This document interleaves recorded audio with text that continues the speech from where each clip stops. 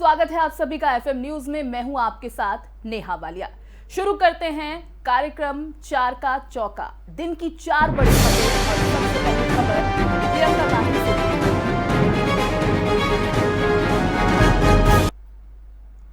तो लखीमपुर खीरी कांड को लेकर कांग्रेस शुरू से ही बीजेपी को घेरे हुए है। प्रियंका गांधी इस मामले में सामने आने के बाद से ही किसानों के साथ नजर आ रही हैं, चाहे वो पीड़ित किसान के परिवार से मिलना हो, प्रियंका की गिरफ्तारी हो, किसानों की तरफ से मनाए गए शहीदी दिवस में शामिल होना हो या फिर लगातार किसानों के लिए इंसाफ की मांग करना हो, वो किसानों के साथ खड़ी नजर आई। लेकिन इसी बीच आज राहुल गांधी के नेतृत्व में कांग्रेस का एक डेलीगेशन राष्ट्रपति रामनाथ कोविंद से मिला। उन्होंने लखीमपुर खीरी कांड पर राष्ट्रपति कोविंद से बातचीत की। राहुल गांधी के नेतृत्व में कांग्रेस का एक डेलीगेशन आज राष्ट्रपति रामनाथ कोविंद से मिलने पहुंचा। कांग्रेस नेताओं ने लखीमपुर खीरी कांड पर राष्ट्रपति से बातचीत की। कांग्रेस नेताओं ने गृह राज्य मंत्री अजय मिश्रा टेनी के इस्तीफे की मांग की है। राष्ट्रपति से मिलने वाले कांग्रेस के डेलीगेशन में प्रियंका गांधी और मल्लिकार्जुन खड़गे, AK एंटनी और गुलाम नबी आजाद भी शामिल रहे। राष्ट्रपति रामनाथ कोविंद से मिलने के बाद कांग्रेस नेता राहुल गांधी ने कहा कि लखीमपुर खीरी में पीड़ित परिवारों की मांग ये है कि जिसने भी उनके बेटे की हत्या की है उसे सजा मिलनी चाहिए, और ये भी कहा है कि जिस व्यक्ति ने हत्या की है उसके पिता देश के गृह राज्य मंत्री हैं। जब तक वो अपने पद पर हैं तब तक न्याय नहीं मिल पाएगा। ये बात हमने राष्ट्रपति को बताई है। वहीं प्रियंका गांधी ने कहा कि राष्ट्रपति ने हमें आश्वासन दिया है कि वो आज इस मामले पर सरकार के साथ चर्चा करेंगे। केंद्रीय गृह राज्य मंत्री की बर्खास्तगी की मांग उनकी तरफ से लगातार उठाई गई है।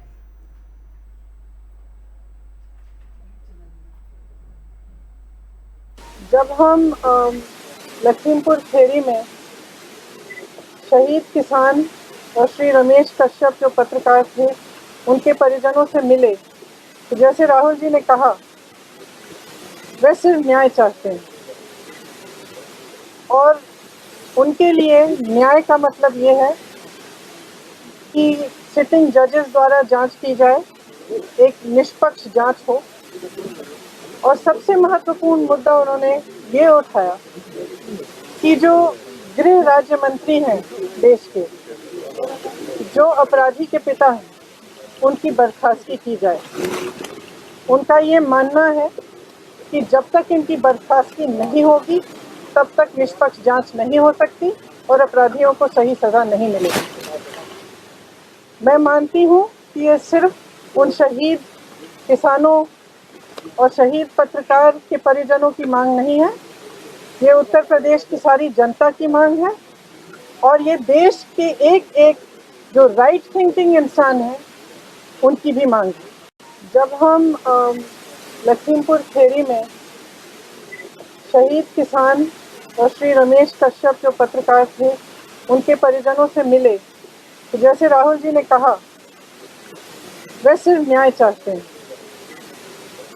और उनके लिए न्याय का मतलब ये है कि सिटिंग जजेस द्वारा जांच की जाए, एक निष्पक्ष जांच हो।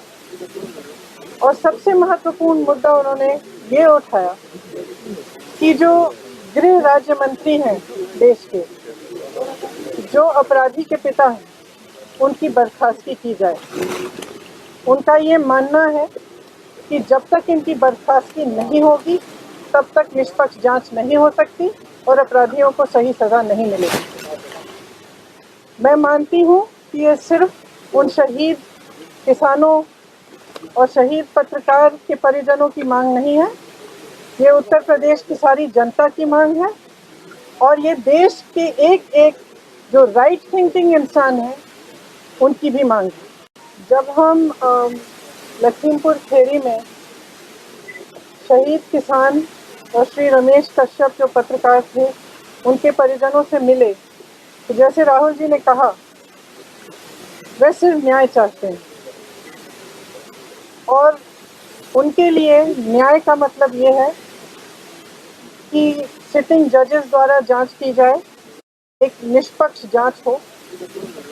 और सबसे महत्वपूर्ण मुद्दा उन्होंने ये उठाया कि जो गृह राज्य मंत्री हैं देश के, जो अपराधी के पिता तो केंद्रीय गृह राज्य मंत्री की बर्खास्तगी की मांग लगातार कांग्रेस की तरफ से उठाई जा रही है और इसी के चलते कांग्रेस के डेलीगेशन ने राष्ट्रपति रामनाथ कोविंद से मुलाकात भी की है, अपनी बात उनके सामने रखी है और उन्होंने ये भी कहा है कि आश्वासन उन्हें दिया गया है कि सरकार के साथ इस पर बातचीत की जाएगी। प्रियंका गांधी ने कहा क्योंकि किसानों के जो परिवार हैं उन्हें अभी तक इंसाफ, न्याय नहीं मिल पाया है, हम उनके साथ खड़े हैं और हम उन्हें न्याय जरूर दिलाएंगे। बहुत सारी बातें उन्होंने इस दौरान कही और ये भी बता दें कि उनका कहना है कि कोशिश यही की जाएगी कि जल्द से जल्द किसान परिवारों को न्याय मिले। और इस पर ज्यादा बातचीत के लिए हमारे साथ डॉक्टर आशीष दीक्षित हैं, कांग्रेस प्रवक्ता हैं। बहुत बहुत स्वागत है आपका FM न्यूज में। सर, आप ये बताइए, आज जो डेलीगेशन मिलने पहुंचा, राष्ट्रपति रामनाथ कोविंद से मुलाकात की है, लगता है कि इस मीटिंग का परिणाम निकल पाएगा? जो बात उनके सामने रखी गई है, जो मांग उनके सामने रखी गई है कि केंद्रीय गृह राज्य मंत्री की बर्खास्तगी होनी चाहिए, तभी इंसाफ, तभी न्याय मिल पाएगा, तो मुमकिन लग रहा है ये आपको? देखिए नेहा जी, लगातार प्रियंका जी ने, जब से ये घटना हुई सबसे पहले प्रियंका जी पहुंची, उनको गिरफ्तार किया गया, उनको लगातार जो है 2 दिन तक उनको बंद रखा गया। उसके बाद जब राहुल जी आए, राहुल जी ने भी जाके वहां माहौल बनाया। ये शासन सत्ता का दुरुपयोग पूरी तरीके से हो रहा है। पूरी तरीके से यह होता रहा कि किसी तरीके से राहुल गांधी, प्रियंका गांधी या कांग्रेस के लोग वहां ना पहुंचे उसकी, मगर प्रियंका जी ने पूरी तरीके से मन बना लिया है। वो ना केवल पीड़ित परिवार से मिली, उनको जो है पंजाब सरकार और छत्तीसगढ़ सरकार की तरफ से आर्थिक मदद भी कराया गया, मगर जिस तरीके से उनके परिवार के लोग लगातार न्याय की मांग कर रहे हैं, वो ये कह रहे हैं कि हमको न्याय दिला दीजिए, इसलिए लगातार प्रियंका जी संघर्ष कर रही हैं। कल अंतिम अरदास का कार्यक्रम था, उसमें भी प्रियंका जी गई, मगर लोगों की गाड़ी रोकी गई, रोकने का प्रयास शासन प्रशासन द्वारा किया गया। प्रियंका जी का जब कहना है कि जब तक गृह राज्य मंत्री का बेटा है वो, और गृह मंत्री जब तक अपनी सीट से नहीं हटते, बर्खास्त नहीं होते, उनको हटाया नहीं जाता, उनको वो अपना जो है इस्तीफा नहीं देते, तब तक जो भी है न्याय नहीं हो सकता। उसके लिए लगातार अडिग है और आज कांग्रेस पार्टी का प्रतिनिधि मंडल महामहिम से भी मिला और अपनी बात को रखने का काम किया। और प्रियंका जी स्पष्ट कह चुकी है, जब तक बर्खास्तगी नहीं होगी तब तक वह शांत नहीं बैठेंगी, और जब तक बर्खास्तगी नहीं होगी तब तक न्याय मिलने की उम्मीद बिल्कुल बेमानी है। लेकिन आशीष जी, जो मनोज तिवारी हैं वो तो ये कह रहे हैं कि कांग्रेस को सिर्फ एक मुद्दा मिल गया है, जो वो चुनाव से पहले गरमा रहे हैं और वो हम पर हमला कर रहे हैं। आप लोगों के पास, यानी कांग्रेस के पास इतना भी समय नहीं है कि जो 5 जवान शहीद हुए हैं 2 मिनट उनके लिए कुछ बोल दिया जाए। बस एक मुद्दा मिल गया आपको लखीमपुर खीरी का, उसी पर आप उत्तर प्रदेश की भोली भाली जनता को भटकाने की कोशिश कर रहे हैं और बीजेपी को घेरने की कोशिश कर रहे हैं। देखिए, भोली भाली जनता को किसने बरगलाया है? भोली भाली जनता को बरगलाकर सत्ता में काबिज होकर जनता की जो अर्थव्यवस्था के नाम पर, चाहे कानून व्यवस्था के नाम पर क्या हाल है उत्तर प्रदेश का, यह जनता समझ चुकी है। कांग्रेस पार्टी किसी भी तरीके का माइलेज लेने की स्थिति में नहीं है। लगातार 2.5 साल से प्रियंका गांधी जब से हमारी प्रभारी बनी है, लगातार संघर्ष कर रही हैं। चाहे सोनभद्र की घटना हो, चाहे हाथरस की घटना हो, चाहे आपके उन्नाव की घटना हो, लगातार हर जगह कर रही है। ये चुनावी स्टंट नहीं है, ना ही चुनावी माइलेज लेने के लिए कांग्रेस पार्टी का कोई भी प्रयत्न है। लगातार हम लोग जो है आवाज उठा रहे हैं, चाहे किसी भी तरीके का अत्याचार हो। लगातार हमारी नेता आदरणीय प्रियंका गांधी जी आवाज उठा रही है और जनता ने भी मन बना लिया है। जनता भी उनकी तरफ आशा भरी निगाहों से देख रही है। लेकिन प्रियंका गांधी ने आज इस मुलाकात के बाद, जब राष्ट्रपति रामनाथ कोविंद से मुलाकात की, तो उन्होंने कहा कि ये किसान हैं, ये आम परिवार हैं, चाहे दलित लोग हों, मजदूर लोग हों या फिर मध्यम वर्गीय परिवार के लोग हों, उन्हें इंसाफ देरी से मिलता है इस सरकार में। अगर कोई बीजेपी सरकार का होता तो शायद अब तक इंसाफ मिल गया होता।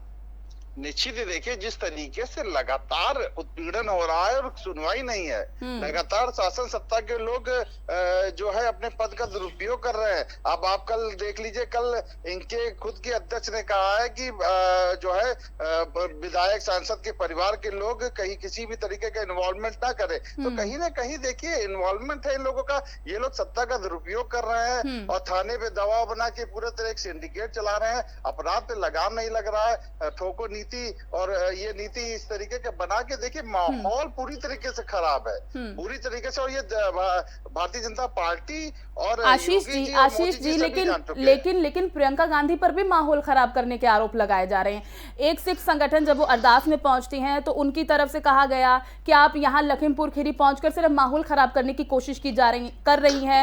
आप सिर्फ आपका एजेंडा है, ये चुनाव है, इसलिए आप यहाँ पर आ रही हैं, किसानों के साथ खड़ा होने का आप ढोंग कर रही हैं, या जो भी उनके वाक्य उस वक्त रहे। तो कैसे इसे देखें हम? ना प्रियंका गांधी जी कोई ढोंग कर रही हैं, लगातार वो आवाज को बुलंद कर रही हैं और कार्रवाई हो रही है। और जो कार्रवाई प्रियंका गांधी जी के दबाव में हो रही है, उससे वो परिवार जो कि पीड़ित हैं वो जो है थोड़ा सा सहारा महसूस कर रहे हैं, थोड़ा उनको आराम मिल रही है, थोड़ी उनको सहारा मिल रहा है प्रियंका गांधी का। प्रियंका गांधी जी कोई स्टंट नहीं कर रही है, ना ही कोई किसी तरीके का वो करे। और जिस तरीके के संगठन विरोध कर रहे हैं तो भारतीय जनता पार्टी के इशारे पे कर रहे हैं कि हाँ होल्डिंग लगा दिया, प्रदर्शन कर दिया। उसमें भारतीय जनता पार्टी के लोग हैं, संगठन के लोग हैं, वो होल्डिंग बाजी इस तरीके की कर रहे हैं। मगर ना प्रियंका गांधी जी ने कह दिया है, स्पष्ट कह दिया है, इस मुद्दे पे जब तक कार्रवाई नहीं होगी, मंत्री की बर्खास्तगी नहीं होगी, वह शांत नहीं बैठेंगी और न्याय दिलाने का काम करेंगी। ठीक है आशीष जी, बहुत बहुत शुक्रिया आपका हमसे जुड़ने के लिए, बातचीत करने के लिए। तो सुना आपने कि प्रियंका गांधी किसी तरह का कोई स्टंट नहीं कर रही हैं। हालांकि यही कहा जा रहा है कि चुनाव सर पर है, इसीलिए वो किसानों के साथ खड़ी हो रही हैं। इस मुद्दे को लगातार बढ़ाया जा रहा है और बढ़ चढ़कर दिखाया जा रहा है। मनोज तिवारी ने भी यही कहा कि आप 2 मिनट उन लोगों के लिए नहीं बोल पाए जो देश के लिए शहीद हो गए, लेकिन आप लखीमपुर खीरी के मामले को उठा रहे हैं बार बार। खैर बढ़ते हैं आगे, जम्मू कश्मीर की बात करते हैं। यहां पर जब से धारा 370 को हटाया गया है, तभी से आतंक के मसीहा पाकिस्तान और उसके सरगना इमरान मिर्च के पकोड़े खाने को मजबूर है। पाकिस्तान के प्रधानमंत्री इमरान खान यूएन में तो कश्मीर के मुद्दे को उठाकर पहले ही अपनी किरकिरी करा चुके हैं और अब तो घाटी में पाक की आतंकी हरकतें बढ़ती ही जा रही हैं। लेकिन भारत इमरान की कायराना हरकतों का मुंह तोड़ जवाब देने में कमर कस चुका है। श्रीनगर के लाल चौक पर इस साल भारत के तिरंगे की शान देखने को मिली थी। तब उस तस्वीर ने न सिर्फ भारत बल्कि पूरे विश्व का ध्यान अपनी तरफ केंद्रित किया था। भारतीय वीरों के बलिदान का स्मरण और देशभक्ति की भावना कश्मीरियत में हमेशा से ही रही है, लेकिन लाल चौक पर भारत के ध्वज का मान इससे पहले कभी देखा नहीं गया। और जब ये तस्वीर सभी के सामने आई तो आतंक के आकाओं को करारा तमाचा पड़ा, जिसके बाद बौखलाहट में आतंकियों ने फिर से कश्मीर पर हमला करना शुरू कर दिया। ये रिपोर्ट देखिए।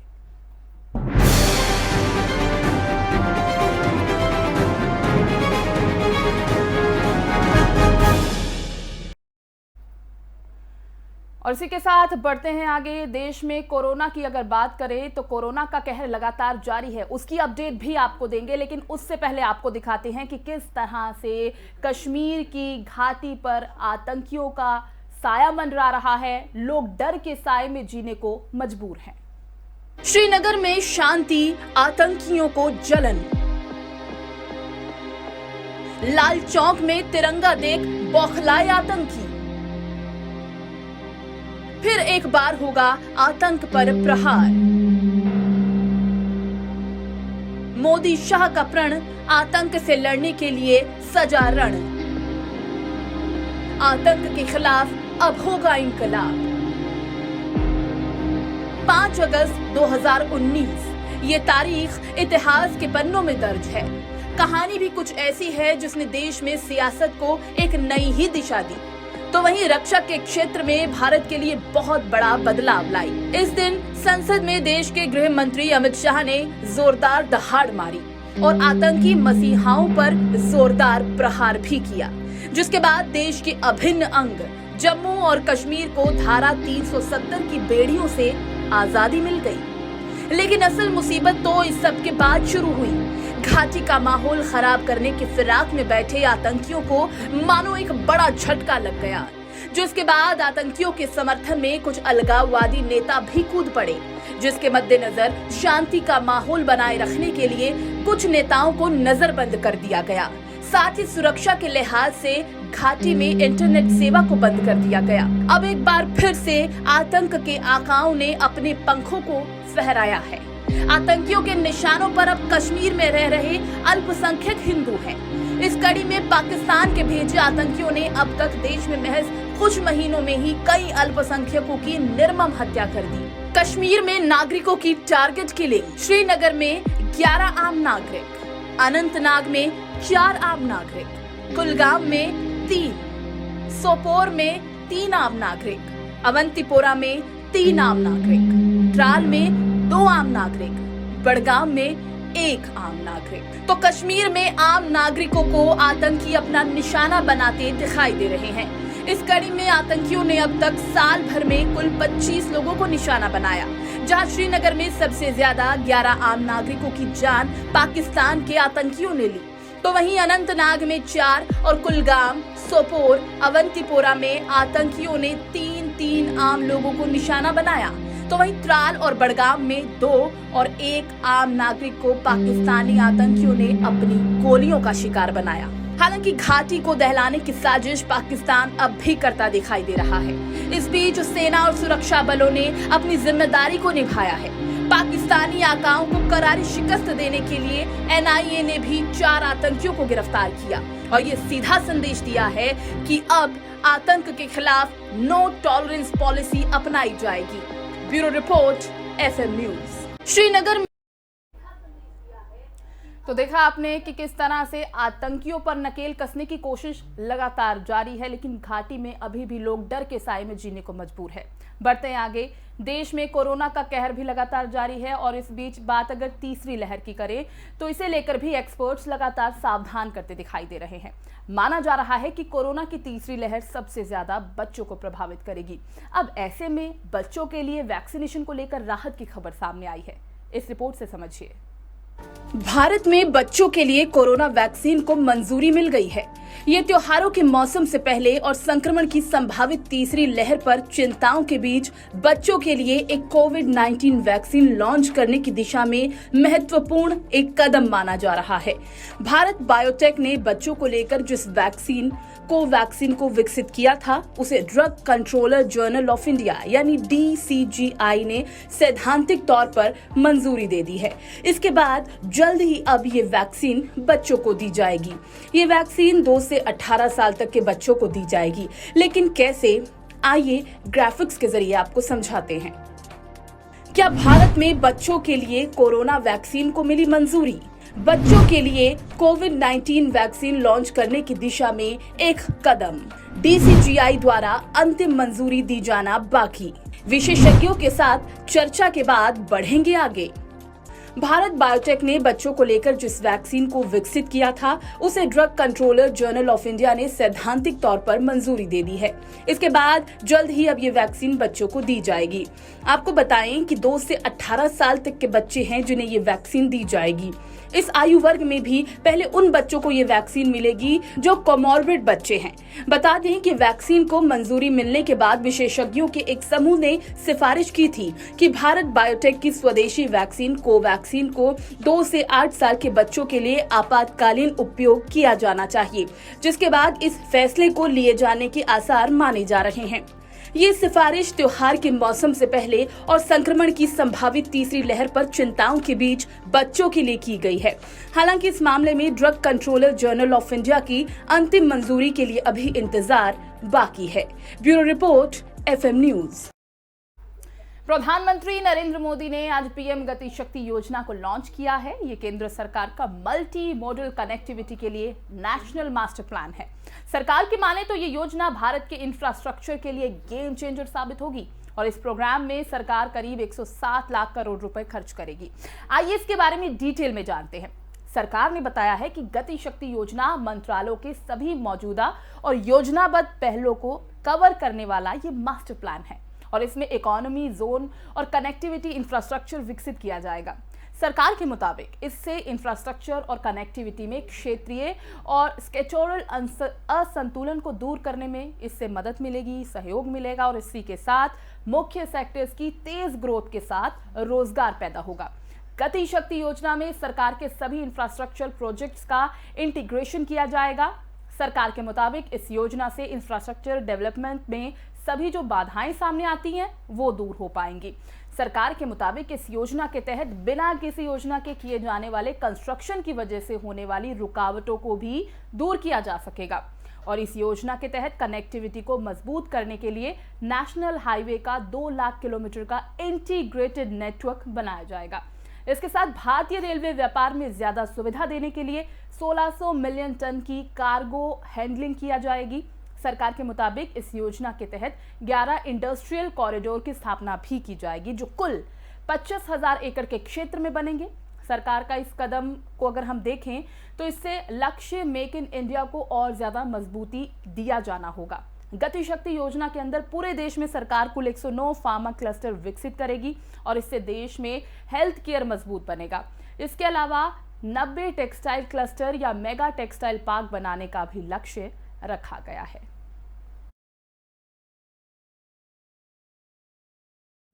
इस खास कार्यक्रम 4 का चौका में फिलहाल बस इतना ही। देश और दुनिया की तमाम अहम खबरों के लिए आप बने रहिए FM न्यूज के साथ।